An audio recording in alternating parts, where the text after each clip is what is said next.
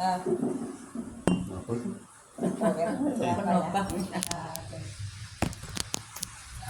Apaan? Tadi baru mandi. Pas.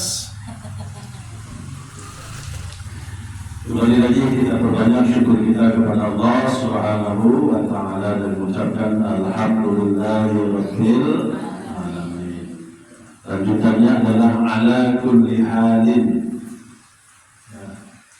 Segala puji bagi Allah di atas segala sesuatu dan kondisi apapun. Ternyata sebenarnya kita memuji Allah, mengucapkan Alhamdulillah, disunnahkan, dianjurkan dan sebaiknya adalah dalam kondisi apapun kita mengucapkan Alhamdulillah. Jadi sedang hujan kayak ini Pak Ustaz? Alhamdulillah. Kalau lagi sakit Pak Ustaz? Alhamdulillah. Kalau lagi dapat musibah? Alhamdulillah. Kalau lagi dapat bencana? Alhamdulillah. Bangkrut? Alhamdulillah. Kebakaran? Alhamdulillah. Wah, sanggup nggak kira-kira? Bagi yang sanggup. Ya. Sejatinya memang Alhamdulillah, walaupun ini memang berat. Memang nggak semua mampu untuk mengucapkan itu, ya kan? Dan berat. Nah itu berarti memiliki tingkatan yang sangat tinggi. Yang ini biasanya di kalangan para nabi sanggup ya. Contoh siapa? Contoh Nabi Ayub. Contohnya ya, siapa lu? Nabi Ayub.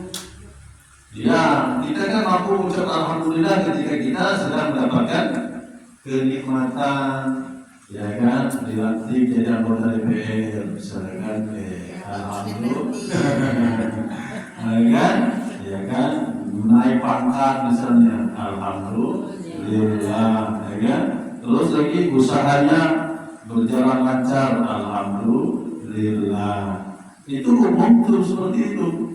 Ya wajar itu dapat mampu mengucapkan itu Alhamdulillah, punya anak Alhamdulillah, barusan menikah Alhamdulillah. Iya, itu suatu hal yang wajar. Orang sanggup mengucapkan itu semua, betul nggak? Betul. Ya. Tapi kalau sudah dapat musibah, dapat bencana, kebakaran, kemudian dipecat dari perusahaan atau habis masa kerjanya, gajinya nggak ada lagi. Sanggup nggak kita mengucapkan Alhamdulillah? Wah ini memang tergantung. Makanya ini berarti katanya beda. Nah contohnya dari Ayub. Pada saat dia masih dalam kondisi banyak mendapatkan kenikmatan, dia kesehatan, Allah berikan kesehatan kepadanya, Allah berikan keluarga yang baik-baik, soleh-solehan, kemudian dia memiliki harta yang lebih berlimpah. Dia tetap beribadah, tetap Alhamdulillah dan beribadah kepada Allah Subhanahu wa Ta'ala. Kemudian akhirnya apa kata iblis? Nabi Ayub kan seperti itu masih mau beribadah kepadamu karena dia banyak engkau berikan nikmat. Coba kalau engkau berikan ujian kepada dia. Begitulah, diujilah betul Nabi Ayub ini. Apa yang pertama? Rupanya pertama diuji adalah dihabiskan harta bendanya. Jadi dia jadi miskin.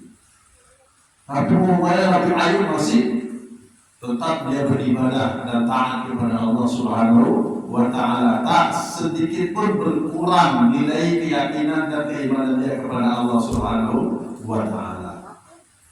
Apa kata ya Nabi Ayub kan, meskipun dalam kondisi seperti itu dia tetap beribadah, menyembah aku, kata Allah. Kalau seperti itu, enggak, dia tuh masih beribadah, beriman kepada engkau karena engkau masih berikan kenikmatan kepada dia. Coba engkau berikan ujian lagi.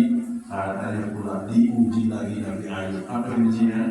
Dihabiskannya keluarganya, anak-anaknya meninggal semuanya. Tinggallah dia berdua dengan istrinya dalam keadaan miskin.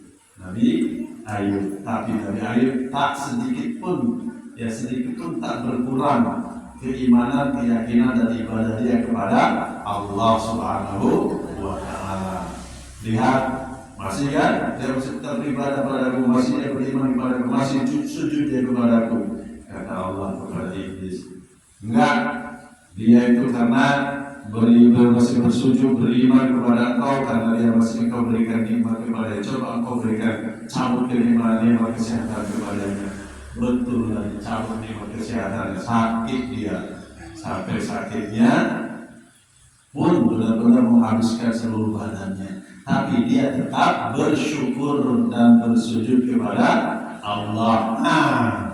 Bayanginlah seperti itu, hartanya sudah dihabiskan, anak-anaknya sudah dihabiskan, kesehatannya pun sudah dihabiskan, badannya sudah nggak ada lagi, tapi dia masih bersyukur kepada Allah, mengucap alhamdulillah, lidahnya masih dia bisa berzikir kepada Allah Subhanahu wa Ta'ala dan masih tetap sujud kepadanya. Apa katanya kan? Dia tetap dia bersyukur kepada Allah Subhanahu wa Ta'ala sampai pada akhirnya istri yang selama ini pun setia mendampinginya tak sanggup menerima kenyataan hidup seperti itu, ditinggalkannya lah suaminya itu, sampai kemudian dia pun bernazar, akan aku pukul engkau 100 kali, ya, dicambuk engkau 100 kali suatu saat nanti, kurang lebih seperti itu ya. Kemudian pergilah memang, tapi kemudian disitulah karena lidahnya masih mampu berzikir, kan lidah ini mu'ad ya, atau hatinya juga demikian kan, mampu berzikir. Karena mengucapkan la ilaha illallah itu hampir nyaris tak bergerak bibir sebenarnya, lebih banyak bergerak dalam lidah. La ilaha illallah nyaris tak bergerak bibir, tapi lidah lebih banyak bergerak. Nah, disitulah kemudian dia bermunajat kepada Allah Subhanahu wa Ta'ala. Lalu kemudian singkat cerita pun sehat lagi sih Nabi Ayub. Kemudian tiba-tiba datanglah istrinya, terkejut dia melihat suaminya sudah sehat lagi. Baru kemudian dia pun tunaikan nazarnya tadi itu. Apa tuh? Hajatnya tadi memukul istrinya. Dipukullah istrinya, dia ambil satu genggam rumput yang berisi 100. Dipukulkannya kepada istrinya sebagai pelaksanaan daripada nazar. Kembali lagi pada masalah tadi, alhamdulillah. Nah ibu-ibu, kita sedang belajar menuju ke situ. Jadi berusahalah kita ngambil hikmah dari segala permasalahan ataupun musibah-musibah yang menimpa kita, karena kita dimanapun hidup ini tidak akan mungkin akan berjalan mulus saja kan, bagus saja ya, sukses, hebat, berhasil, mantap, dicukurin ya kan, dipuji, dipuja dan segala macam. Selamanya itu seperti itu, betul ya, pasti akan ada riak gelombangnya. Maka kita harus tetap berusaha dalam kondisi dan situasi apapun, kita mampu kembalikan kepada Allah Subhanahu wa Ta'ala. Kalau Ustaz sanggup nggak? Kalau diuji, yang jelasnya paling tidak ketika kita mendapatkan kenikmatan berucap alhamdulillah, nanti kita bersyukur. Kalau kita mendapatkan musibah, kita bersabar, itu paling tidak ya. Jadi hari ini kita ya, karena suasana hujan yang sesungguhnya dalam hujan itu saya bacakan ayatnya tadi Bu. Apa kata Allah Subhanahu wa Ta'ala di dalam Al-Quran surat Al-Baqarah mulai dari ayat yang ke-21. Kata Allah ya, allazi anzala minas sama'i ma'a. Allah lah yang turunkan air dari langit itu. Ya, sebentuk air hujan. Fa'akhraja bihi minas samarati rizqan lakum, dan kemudian aku tumbuhkan, aku suburkan tanah dan aku tumbuhkan tumbuh-tumbuhan, lalu kemudian aku berikan buah-buahan kepada kalian, rizqan lakum, sebagai rezeki buat kalian. Fala taj'alu lillahi andada, jangan kalian jadikan tandingan bagi Allah Subhanahu wa Ta'ala. Artinya meminta kita hanya kepada Allah, berharap kita hanya kepada Allah, bersandar kita hanya kepada Allah, jangan bersandar kepada suami. Salah satunya ya. Kan cenderung kan kita seperti itu hidupnya kan, selagi ada suami nanti saya enak masih orang kan begitu ya kan. Pada saat dia ada suami baru kenal lagi, baru tahu kan gitu kan. Sama sih saya pun itu juga, selagi ada istri saya males-malesan aja gitu ya. Nah, tapi begitu gak ada istri, maksudnya nggak pulang kampung misalnya kan, sendirian ada beres semua saya. Cucian beres, ya kan, lantai beres semuanya beres. Nah, cenderung seperti itu.